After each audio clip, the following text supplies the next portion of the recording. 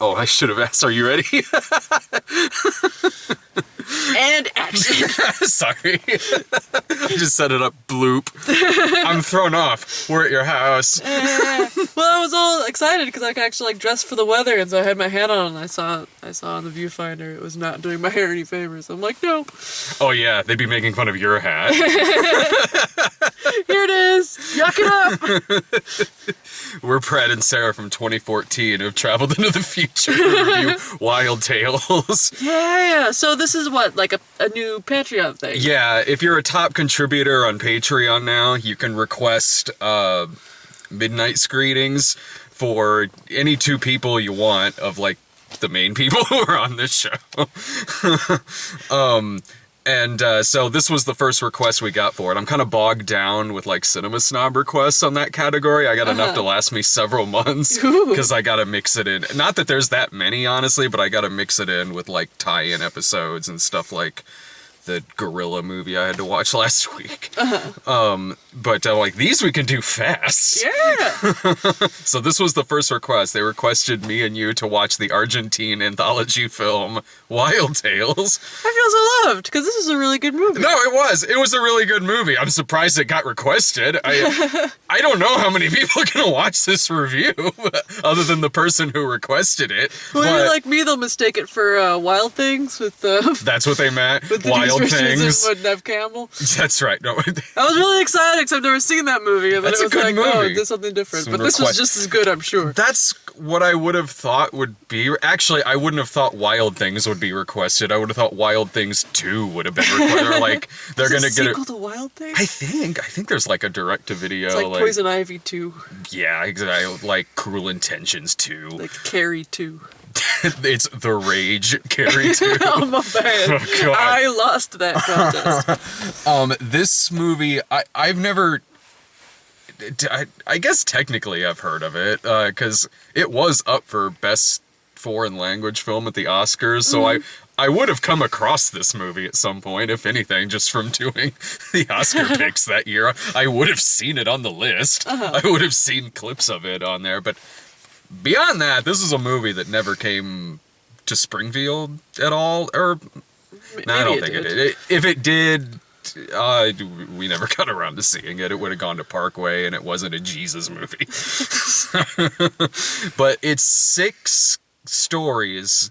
There's no wraparound or anything like that. There's not really even like one thing that leads into this, one into this, and one into this. It's just not like a little boy in a pumpkin costume. Yeah, yeah, or like maybe he was just off frame. Animated skeleton reading you a comic book, or like the Crypt Keeper. Yeah, at the end of it, Tom Adkins gets killed with a voodoo doll. Like nothing like that happens in this. It honestly, because of that, it sort of feels like you're binge watching like an anthology television series. Well, it's got the tie-in theme of like justice. Yeah, it does. That is the theme, like violence and justice and revenge and that.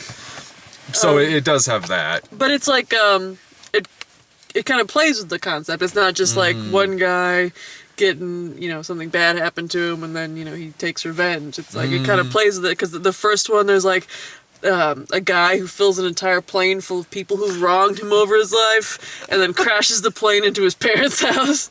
And then like there's 2 guys who like get into like this road rage scuffle that escalates really fast. That's actually a key tie-in to every story in this is that escalated quickly. Like you're gonna be saying that to yourself 6 times through this movie, and the opening, which is the part on the plane, is probably about that's the shortest one. It's maybe 6 to 10 minutes long, and it's right before the opening credit sequence, and it's good in that it does set up the tone for what you're about to see. While it is a movie where each story deals in revenge and somebody being wronged either for something big or small, and it all kind of just boils up. This is a dark comedy. It is pretty funny and twisted. Like every single one of them, like you're not really sure in every single one of them where the hell this is gonna end up, but it's probably gonna be somewhere kind of twisted. I felt like, for me, the tie-in factor was the thought crossing my mind of who exactly am I supposed to be rooting for in this scenario? Yeah. And I think that was definitely on purpose. Because it was oftentimes the part of the point was it's more complicated than just, yeah, justice. You're right, because I was thinking about that too during the movie, because each one of them I would maybe start out rooting against someone, but then middle, towards the end I would have like a turnaround, with the exception of the part in the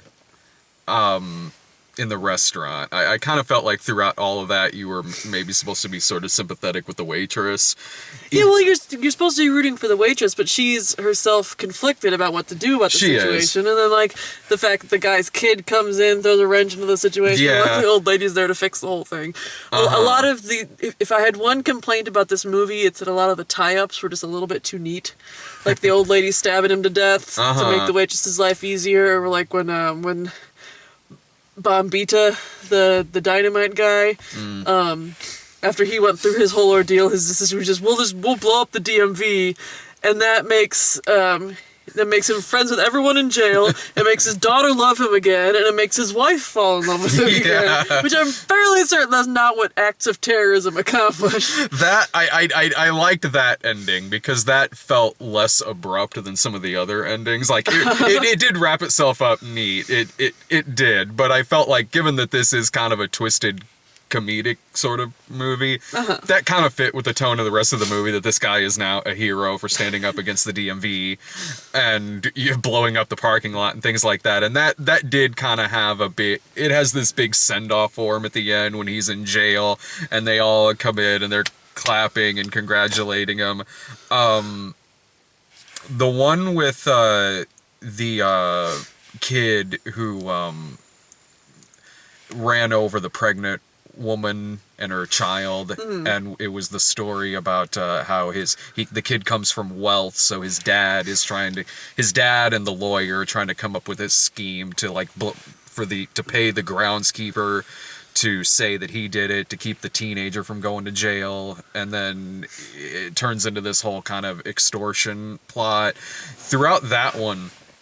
Throughout a majority of that one was kind of my favorite, because I seriously didn't know where it was going, and I kind of liked seeing all these people like sort of stab each other in the back in this, and like, wait, you said you were getting $1 million? I'm not getting $1 million. Wait, you said $500,000? Wait, I want $500,000 and an apartment by the beach. Yeah.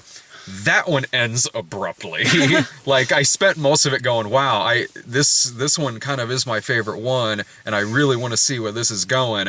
And where it does end is something that was kind of foreshadowed earlier, but it ended quick. That was resolved fairly fast for what was a pretty giant build-up for it. And that was the only one that didn't really end for me with a sense of justice, because it was one of the ones where I kept going back and forth as to who I was rooting for. Because at first you're like, oh, okay, boo the father. Yeah. And then you're like, well, no, because the dad's kind of sympathetic, so boo the lawyer and boo the prosecutor. And okay, it's obviously the lawyer's fault. No, it's sort of the mom's fault because she's, brokering this deal. Yeah. And then ultimately, the groundskeeper is the only one who gets his comeuppance because he gets bludgeoned to death. Greed was his downfall. No, poorness was his downfall. Well, then he shouldn't be. Should have fucking known not to be poor. Thank you. You took the words right out of Twitter's mouth. Should have pulled his ass up by his bootstraps. Exactly. If he hadn't spent his money on that iPhone. But no, like, okay, the part with the road rage section, which is the second. Yeah, that's another one where I kept going back and forth trying to figure out who to root for. Once it got to the point to where it was almost turning into Nocturnal Animals, once it got to the point to where the guy pulls up like he's fucking Wolf Creek and just like takes a shit on his hood and stuff like that, I was like, yeah, I'm so glad they didn't show that, because like they showed him squat, they showed his butt crack. I'm like, no, like, this I don't want to see poo coming out of a butt. Might do this. by that point, I was rooting for the guy in the car. I was like, fuck this gross dude. Like, because at first, you're rooting for the yokel when the guy in the car, like, flips him off. Yeah. And then you're rooting for the guy in the car because the yokel takes it way too far by shitting on his hood. But then you're like, wait, but I don't want the guy in the car to win because he, like, runs the other guy's car off the road, like, he thinks killing him. And so then I decided I want them both to die. And lo, it came to pass. Even when he pushed the guy's car off of that thing, I was like, I understand this. Yeah, well, he felt an imminent danger, but he didn't. He didn't leave it at that. He pushed the guys off the road, and then drove a ways, and then came back to run his ass over. Yeah, then it was like, you're both pretty twisted, but I was still kind of rooting for the dude in the car, like, even when he was hanging by his neck, like, richness was his downfall. He should have been poor. Yep. The part with the ending one with the husband and wife, that one was probably my favorite. That was really good. Like, that was one where it starts out and it's about this is at a wedding. This is all at a wedding reception, and the wife finds out that her new husband had cheated on her. So of course, in that instance, instantly you're like, well, okay, yeah, I'm on the bride's side here. But then it kind of turns into this, like the remake of I Spit on Your Grave, where it's sort of like, this is less revenge and more these people just pissed off a serial killer. That's an excellent point.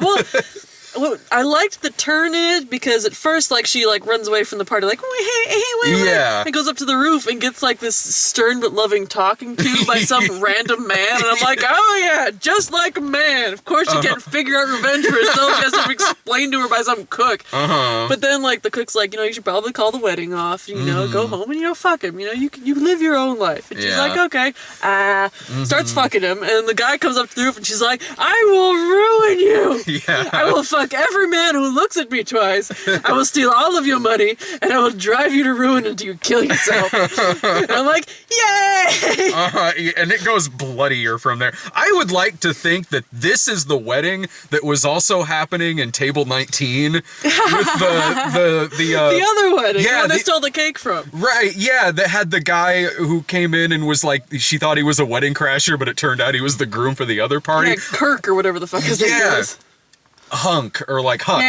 Huck, yeah. It was, Huck, yeah. I'd like to think that that's his wedding. Like, this is happening at the same time in a different language for some reason in another country. That would make a lot of sense. Yeah. Graphic. No, that was a good one to end on. There are 6 parts. It's about 2 hours even. Honestly, yeah, like and it felt about that too. It does, for better or for worse. It like most anthology movies, good or bad, they usually feel their length because sometimes it does feel like you're like binge watching a series or something like that. And I don't think that's the fact that they usually feel as long as they do isn't necessarily detrimental to the movie.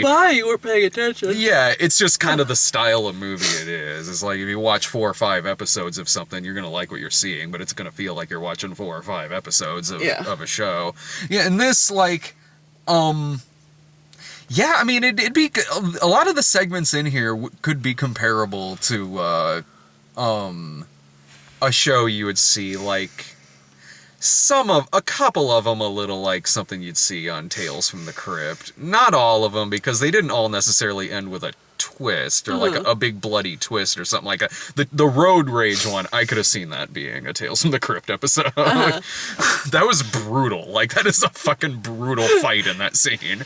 Like, my brain's trying to think of, like, Crypt Keeper style puns about that. Like, hello, boys and ghouls. We discovered bloody good road rage. I can't do it. We need Brian. The guy kind of ended with like a joke because the 2 skeletons were like burnt to a crisp and they were holding on each other. It was a crime of passion. A crime of passion. Or if it's like you're watching an anthology movie that's really bad, and it just cuts to the crypt keeper. The fuck was that shit? I'm sorry, boys and ghouls. Like, the fuck? Boils and ghouls. I wish he said that after Bordello of Blood. That 90-minute movie. Fuck that. You ever see that? Nope. It's the second Tales from the Crypt movie they did. It's terrible, but it's... Did you see Demon Knight? That was a good one. That was the Tales from the Crypt movie with Billy Zane. Potentially. The thing is, I've seen a lot, because, like, Brian does those 31 Days of Horror, and so I've seen more horror movies than I can possibly remember. I'll bet you've probably seen Demon Knight, because I know Brian's a big fan of it. Demon Knight's fucking great. It's crazy-ass demon, like, Billy Zane being crazy, and Thomas Hayden Church is in it, too. And there was a second Tales from the Crypt movie. It was called Bordello of Blood, in which it's a bordello full of vampires, and only private detective Dennis Miller can stop them. What kind of makes it it's a terrible fucking movie, but what kind of makes it worth watching is Dennis Miller is just being Dennis Miller in this movie. So it's kind of like he's riffing a movie that he's in. Like, so he'll be walking through, like, the underground cellar to get into the bordello, and just some steam goes off behind him, and he'll just suddenly be like, sorry about that, guess I had some lentil beans earlier. like did you even was that a line in the script? Like doing punch up as he's doing it. Yeah, he's doing punch up as he's doing it. You're expecting him to just suddenly look at the camera and go, I don't mean to go off on a rant here, but didn't they do the Super Soakers of Blood and From Dusk Till Dawn? God, that fucking movie.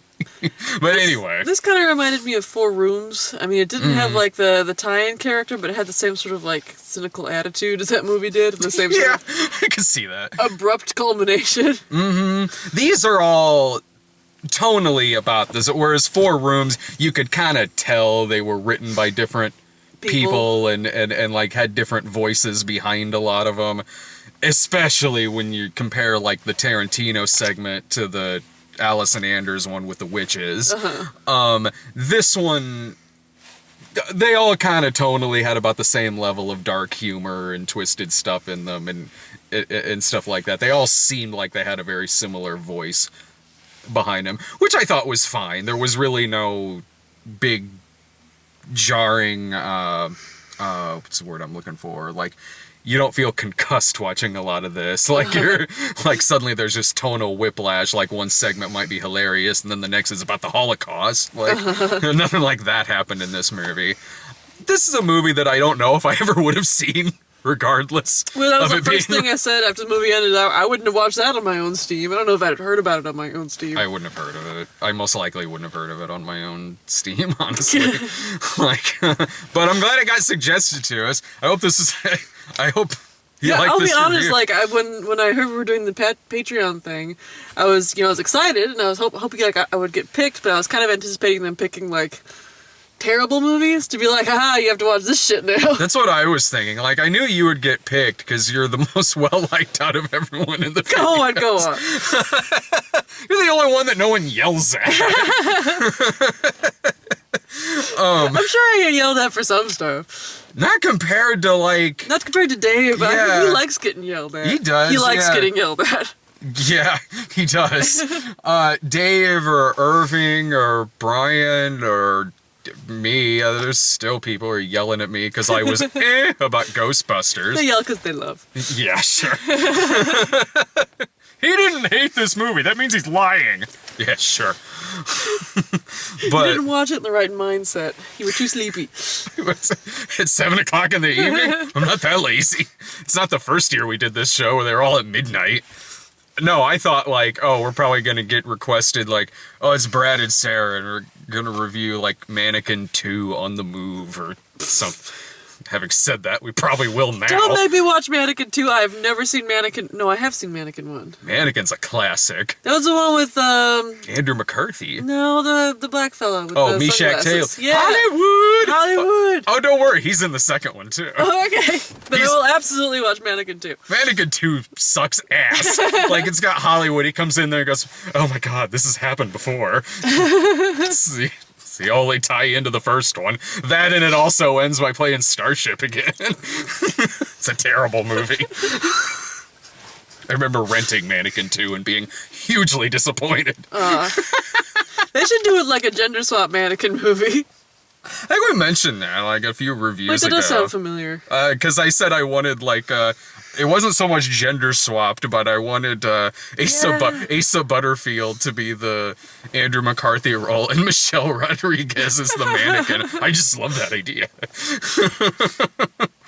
They are making gender swapped Overboard. Did you hear about this? Ruining the classics, right? Fuck Overboard. Overboard is a precious film. Fuck that movie forever, but I don't like it. It seems I have some complicated thoughts about that because of the inherent sexism of original Overboard, and I don't know how they'd work it out with like gender swapping it. Because I feel like my first thought is, well, I guess that'd be better. And my second thought is, well, but that's sexist, Sarah, because it wouldn't be better because they're still like kidnapping a man and tricking him into raising your children. Well, look, it didn't start out that way. He just kidnapped her so she'd work for him. Obviously. They just happened to fall in love with each other. I've seen that movie several times. I've seen that movie one half of a time. And I'm like, you know what? That's enough for me. You haven't seen the whole thing? No. Really? I know how it ends. How does it end? She falls in love with him, and she's like, yes, I will raise your children. You did see it. No, it ends with Richard Gilmore going crazy on the boat, and then she leaves him because it turns out that, like, she has all the money and not her husband. So when she gets back to the boat and everything, she's, like, nice now. And so she makes up with Roddy McDowell. And then Kurt Russell and the kids, like, go after her, and they end up together. So they're in one boat. That's how that works. Yeah. It did in the 80s. Oh, you laugh, but Kurt Russell and Goldie Hawn are still together. so like... Those crazy kids can make it. I have hope for the rest of us. So, Goldie Hawn jumps in the water, Kurt Russell jumps in the water too, and then the guy on the ship is like, uh-oh, the man and woman overboard! Oh no, No, and he goes on, he's like, oh, man overboard's kissing woman overboard! Okay, that's funny. And then, like, he says to her, like, you're leaving all your money for me? And she's like, no, all the money's mine! And he faints, he's like, and then all the kids are making out their Christmas lists. Yeah. You know, it's still one of Gary Marshall's best movies. Like, it hasn't aged perfectly. The movie does have some issues, but it has a fantastic putt-putt course that they build together out of their kidnapped love. Think of it as like Gary Marshall's Beauty and the Beast, which we are seeing tomorrow. Yeah! Kidnap a woman until she loves you. See? It's cute when Disney does it, but oh no, Kurt Russell does it. Suddenly it's terrible when you do it in the real world. It's not cute when Disney does it either. But we'll talk about that tomorrow. They're singing Candlesticks. It's adorable. Yeah, if it's not Jerry Orbach, then I don't give a fuck. True. All right, well, that's what's coming up tomorrow. But if you, as far as Wild Tales go, I recommend it. It was a fun sit. It's on Amazon Prime. Yeah, we get $4 for it. It weren't bad. Yeah. It's it was $4 worth of movie. If I saw this in the theater, I would have recommended seeing it in the theater. So I could recommend paying $4 to see it on Amazon Prime. So, or well, I mean, you're the one who spent the money on Amazon Prime. I owed you $5. Yeah. Technically, I saved $1. Didn't even remember that. I was like, oh, okay. I remember that shit. But yeah, anyway, tomorrow is Beauty and the Beast. We don't have trailers. Bye. See ya.